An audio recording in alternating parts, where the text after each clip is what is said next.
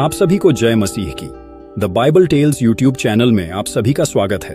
तो मित्रों, क्या आपने कभी सोचा है कि एक व्यक्ति जिसे परमेश्वर ने नबी के रूप में बुलाया, उसे क्यों एक चरित्रहीन स्त्री से विवाह करने के लिए कहा गया? क्या प्रेम केवल उन्हीं से किया जाता है जो इसके योग्य हों, या फिर सच्चा प्रेम वह होता है जो विश्वासघात के बावजूद भी बना रहता है?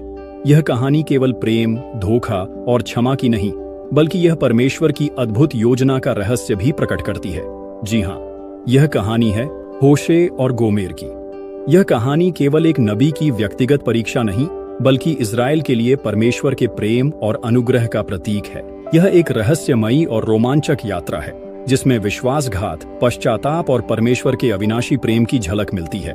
तो आइए इस कहानी को विस्तार से जानते हैं। लेकिन आगे बढ़ने से पहले इस वीडियो को एक लाइक करके चैनल को सब्सक्राइब जरूर कीजिए, और साथ ही जय मसीह की या आमेन जरूर कमेंट करिए, क्योंकि यह केवल एक कहानी नहीं, बल्कि एक ऐसा दर्पण है जिसमें हम अपने स्वयं के हृदय और परमेश्वर के अनंत प्रेम को देख सकते हैं। तो चलिए वीडियो को शुरू करते हैं। एक शांत रात थी जब इस्राएल की भूमि पर घना अंधकार छाया हुआ था। समरिया के महलों में रोशनी थी, लेकिन गरीबों की गलियों में सन्नाटा था।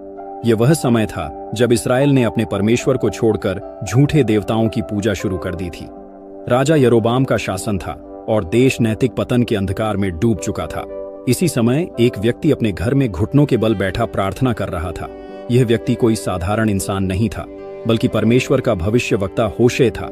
वह एक धर्मी पुरुष था जिसने अपना जीवन यहोवा की सेवा में समर्पित कर दिया था। अचानक जैसे ही उसने अपनी आंखें बंद की, एक तेज रोशनी कमरे में फैल गई। होशे ने सिर झुकाया, क्योंकि उसने महसूस किया कि यह परमेश्वर की उपस्थिति थी। तभी एक दिव्य आवाज गूंजी, होशे उठ और मेरी आज्ञा सुन। यह सुनकर होशे कांप उठा। उसने सिर झुकाए हुए उत्तर दिया, हे प्रभु, मैं आपकी सेवा में हूं। परमेश्वर की आवाज दोबारा गूंजी, जा और एक व्यभिचारिणी स्त्री से विवाह कर, क्योंकि जैसे इस्राएल ने मुझसे विश्वासघात किया है, वैसे ही तेरी पत्नी तुझसे करेगी। परंतु जैसे मैं इस्राएल को प्रेम करता हूं, वैसे ही तू भी उसे प्रेम करेगा। यह सुनकर होशे का दिल जोर जोर से धड़कने लगा। कैसा अजीब आदेश था यह! वह परमेश्वर का आज्ञाकारी दास था, परंतु यह आदेश असामान्य था।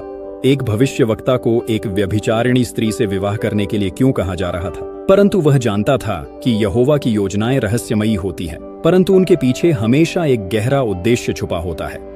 होशे का हृदय तेजी से धड़कने लगा। क्या यह यहोवा का संदेश हो सकता है? परंतु होशे को संदेह करने का अधिकार नहीं था। उसने अपनी आंखें खोली और दृढ़ निश्चय कर लिया, वह परमेश्वर की आज्ञा को पूरी करेगा। समरिया की गलियों में एक स्त्री रहती थी जिसका नाम था गोमेर। वह असाधारण रूप से सुंदर थी, लेकिन उसका जीवन पाप और अनैतिकता में डूबा हुआ था।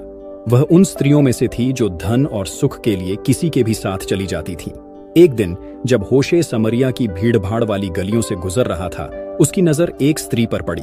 यह गोमेर थी।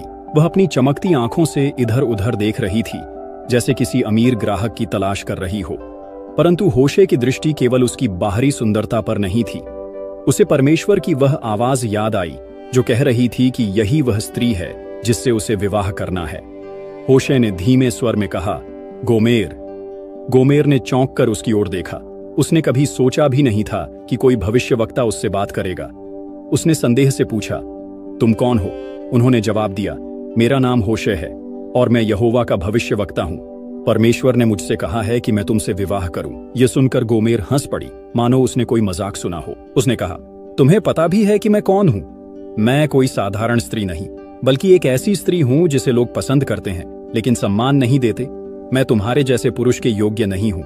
होशे ने उसकी आंखों में देखा और शांति से उत्तर दिया, परंतु परमेश्वर ने तुम्हें चुना है। गोमेर कुछ पल के लिए चुप रही। उसे समझ नहीं आया कि यह व्यक्ति मजाक कर रहा है या सच कह रहा है, लेकिन होशे की आंखों में जो सच्चाई थी, वह किसी ने पहले उसमें नहीं देखी थी। कुछ समय बाद होशे और गोमेर का विवाह हो गया। यह विवाह एक रहस्यमयी संकेत था जिसे लोग समझ नहीं सके। एक भविष्यवक्ता और एक व्यभिचारिणी स्त्री, यह कैसा मेल था! पूरे नगर में यह एक चर्चा का विषय बन गया। कैसा भविष्यवक्ता है यह जो एक ऐसी स्त्री से विवाह कर रहा है? परंतु होशे जानता था कि यह केवल उसका विवाह नहीं था, बल्कि यह इज़राइल के लिए एक संदेश था। शुरुआत में सब कुछ ठीक था। गोमेर ने नए जीवन को अपनाने की कोशिश की। उन्होंने एक पुत्र को जन्म दिया और परमेश्वर ने होशे से कहा, उसका नाम यिज्रेल रख, क्योंकि मैं इस्राएल पर न्याय लाने वाला हूं। विवाह के कुछ समय बाद होशे ने महसूस किया कि गोमेर के मन में कोई अशांति थी। वह कभी कभी रात को चुपचाप घर से निकल जाती और जब लौटती तो उसकी आंखों में एक अजीब सी बेचैनी होती। होशे ने एक रात उससे पूछा, क्या तुम मुझसे कुछ छिपा रही हो? गोमेर ने नजरें चुराई। नहीं, कुछ नहीं। परंतु होशे जानता था कि अंधकार धीरे धीरे उनके घर में प्रवेश कर रहा था। कुछ ही समय बाद गोमेर का मन पूरी तरह से बदल गया। वह अपने पुराने जीवन की ओर लौटने लगी, जहां वह उन पुरुषों के साथ संबंध रखती थी जो केवल उसे भोग विलास की वस्तु समझते थे। समय बीतता गया और गोमेर पूरी तरह से अपने पुराने जीवन में लौट चुकी थी। उसने होशे को छोड़ दिया था और अब अन्य पुरुषों के साथ रहती थी। नगर के लोग होशे का मजाक उड़ाने लगे।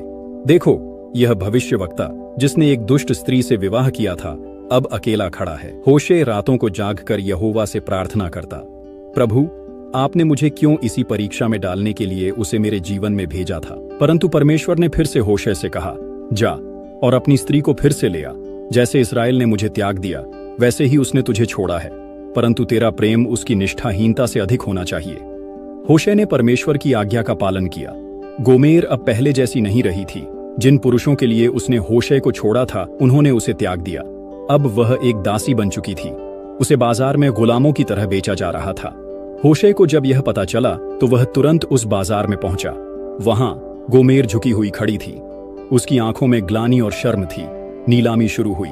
एक सौदागर ने पुकारा, कौन इस स्त्री को खरीदेगा? लोग उपहास करने लगे। किसी को उसमें रुचि नहीं थी। तभी एक आवाज आई, मैं उसे खरीदूंगा। सभी ने मुड़कर देखा। यह होशे था। भीड़ चौंक गई। किसी ने पूछा, तुम इसे क्यों खरीद रहे हो? होशे ने उत्तर दिया, क्योंकि मैं इसे प्रेम करता हूं। होशे ने गोमेर को फिर से अपने घर लाया। उसने उसे क्षमा किया और उसे अपनाया जैसे परमेश्वर ने इस्राएल को अपनाने का वचन दिया था। गोमेर की आंखों में आंसू थे। मैंने तुझे धोखा दिया, फिर भी तूने मुझे प्रेम किया। होशे ने उत्तर दिया, यह प्रेम है जो निष्ठाहीनता से भी अधिक शक्तिशाली है। और इस प्रकार यह कहानी केवल एक विवाह की नहीं बल्कि परमेश्वर के प्रेम की थी। एक ऐसा प्रेम जो कभी समाप्त नहीं होता, चाहे मनुष्य कितनी ही बार क्यों न भटक जाए। यह कहानी प्रेम, विश्वासघात और परमेश्वर की अटूट निष्ठा का प्रमाण है। यह हमें सिखाती है कि परमेश्वर हमें तब भी प्रेम करता है जब हम उसे भूल जाते हैं। क्या तुम भी इस्राएल की तरह परमेश्वर से दूर हो गए हो? यदि हाँ, तो जान लो कि परमेश्वर भी तुम्हें वापस बुला रहा है, जैसे होशे ने गोमेर को बुलाया था। जब हम इस कहानी को ध्यान से पढ़ते हैं तो हमें समझ आता है कि परमेश्वर का प्रेम कितना गहरा और अटूट है। वह हमें तब भी अपनाने को तैयार है जब हम उससे दूर चले जाते हैं। यही कहानी हमें प्रेरणा देती है कि हम अपने जीवन में परमेश्वर के प्रेम को पहचानें और उसकी ओर लौटें। होशे को यहोवा ने एक ऐसी स्त्री से विवाह करने का आदेश दिया जो उसके प्रति वफादार नहीं रहेगी। यह अपने आप में एक परीक्षा थी। जब कोई व्यक्ति प्रेम करता है तो वह निष्ठा और समर्पण की अपेक्षा करता है। लेकिन होशे जानता था कि गोमेर उससे विश्वासघात करेगी। फिर भी उसने परमेश्वर की आज्ञा का पालन किया। यह हमें यह सिखाता है कि सच्चा प्रेम केवल भावनाओं पर आधारित नहीं होता, बल्कि यह बलिदान और समर्पण से जुड़ा होता है। क्या हम भी अपने जीवन में परमेश्वर के प्रेम की तरह दूसरों से प्रेम कर सकते हैं? गोमेर का चरित्र इस्राएल के उन लोगों का प्रतिनिधित्व करता है जो बार बार परमेश्वर से दूर चले जाते हैं और संसार की इच्छाओं में खो जाते हैं। हमारे जीवन में भी कई बार ऐसा होता है जब हम परमेश्वर के मार्ग से भटक जाते हैं। हम अपने व्यक्तिगत सुख सुविधाओं को परमेश्वर की इच्छा से ऊपर रखते हैं।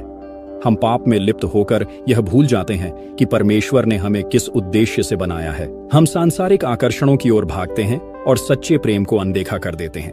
परंतु जैसे गोमेर को अंततः एहसास हुआ कि वह गलत राह पर थी, वैसे ही हमें भी आत्मनिरीक्षण करना चाहिए।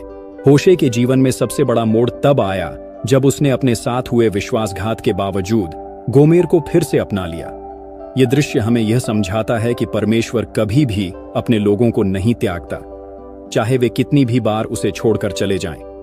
परमेश्वर का प्रेम निस्वार्थ है, अनंत है, दया से भरा हुआ है और क्षमा प्रदान करने वाला है। होशे ने गोमेर को वापस खरीद लिया। ठीक उसी तरह परमेश्वर ने यीशु मसीह के माध्यम से हमें पाप से छुड़ाने के लिए अपना सर्वस्व दे दिया। क्या हम भी अपने जीवन में क्षमा कर सकते हैं जैसे होशे ने किया?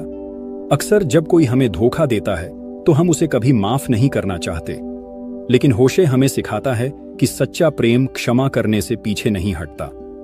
मत्ती 6 के वचन 14 में लिखा है, यदि तुम अपने अपराधियों को क्षमा करोगे तो तुम्हारा स्वर्गीय पिता भी तुम्हें क्षमा करेगा। यह हमें सिखाता है कि हमें केवल अपने मित्रों को ही नहीं बल्कि उन लोगों को भी क्षमा करना चाहिए जिन्होंने हमें कष्ट दिया है। परमेश्वर न केवल क्षमा करता है बल्कि पुनर्स्थापन भी करता है। जब होशे ने गोमेर को फिर से अपनाया तो यह एक नए अवसर की तरह था।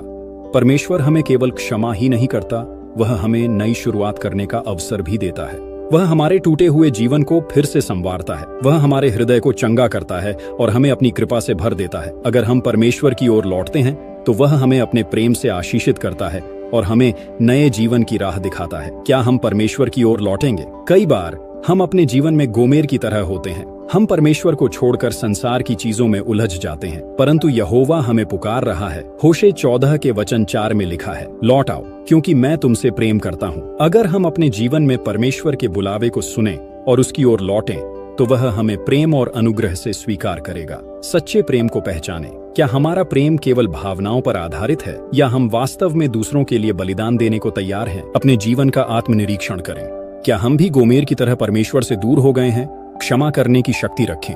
क्या हम उन लोगों को क्षमा कर सकते हैं जिन्होंने हमें ठुकराया या धोखा दिया? परमेश्वर के प्रेम को स्वीकार करें। परमेश्वर ने हमें अनंत प्रेम से प्रेम किया है। क्या हम भी उसकी ओर लौटकर उसके प्रेम को स्वीकार करेंगे? होशे और गोमेर की कहानी हमें एक गहरा संदेश देती है। परमेश्वर का प्रेम बिना शर्त और अटूट है। चाहे हम कितनी भी बार उससे दूर जाएं, वह हमें फिर से अपनाने के लिए तैयार रहता है। अगर तुम आज अपने जीवन में किसी संघर्ष से गुजर रहे हो, अगर तुम्हें लगता है कि तुमने परमेश्वर से दूरी बना ली है, तो जान लो कि वह अभी भी तुम्हारा इंतजार कर रहा है। लौट आओ क्योंकि मैं तुमसे प्रेम करता हूं। क्या तुम परमेश्वर की ओर लौटने के लिए तैयार हो? नीचे कमेंट में जरूर बताएं। अगर यह कहानी तुम्हारे दिल को छू गई हो तो इसे शेयर करो ताकि और भी लोग परमेश्वर के इस अटल प्रेम को समझ सकें। और अगर तुम चाहते हो कि हम इसी तरह की और रहस्यमयी और प्रेरणादायक बाइबिलीय कहानियां लाएं, तो वीडियो को लाइक करें, चैनल को सब्सक्राइब करें और बेल आइकन दबाना न भूलें। याद रखो, परमेश्वर का प्रेम कभी समाप्त नहीं होता। चाहे हम कितनी भी बार गिरें, वह हमें उठाने के लिए हमेशा तैयार रहता है। जय मसीह की।